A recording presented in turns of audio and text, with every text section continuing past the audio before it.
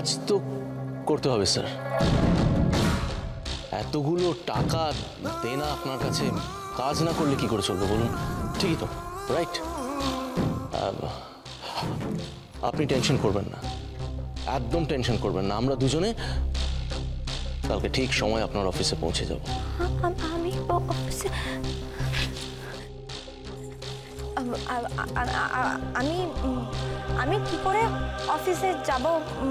আমার তো এখানে অনেক কাজ আছে, তাই না? আমার পক্ষে তো যাওয়াটা সম্ভব নয়, এটা তো বুঝতে হবে। আমি আমি যেতে পারবো না। Hold on. কেন যেতে পারবে না? আরে বাবা, কথা আছে না যে রাধে সে চুলো বাঁধে। ইউ ক্যান, ইয়েস, পারবে, তুমি পারবে, 100% পারবে। এত সহজে রাজি হয়ে যাচ্ছে? স্ট্রেঞ্জ। এটা আবার কি কোনো নতুন গেম? Well, let's see. কথা বলছি তো, প্লিজ স্টপ ইট। স্যার, আমরা দুজনে এক্স্যাক্টলি সকাল 10টায় আপনার অফিসে রিপোর্ট করব। ভেরি ওয়েল দেন, কালকে অফিসে দেখা হচ্ছে।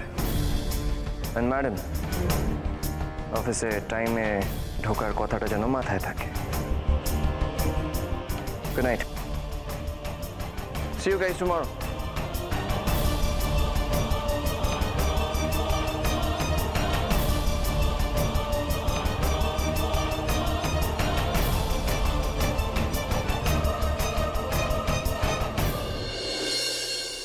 মা, এখন কেমন ফিল করছো? আমার ডিনারের পর একটা ওষুধ আছে, ওটা আমি এসে খাইয়ে দেবো। এসো এসো এসো এসো। আরে বলো। একটু আগে কি আমাদের এখানে বাড়িতে কেউ এসেছিল? বাড়িতে? না তো, তেমন কোনো ইম্পর্টেন্ট লোক নয়। মা জানো, একটা ইম্পর্টেন্ট কথা বলি। এই যেদিন থেকে পাখি আমার জীবনে এসেছে না, আমার ভাগ্যের চাকা না একেবারে বনবন বনবন বনবন করে ঘুরছে, বিশ্বাস করো।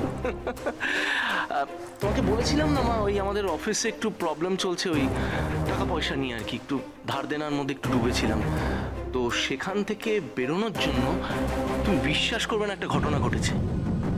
পাখি আমার সাথে হাতে হাত মিলিয়ে অফিসে যাবে কাজ করতে, ওই দেনা যাতে শোধ হয়ে যায়।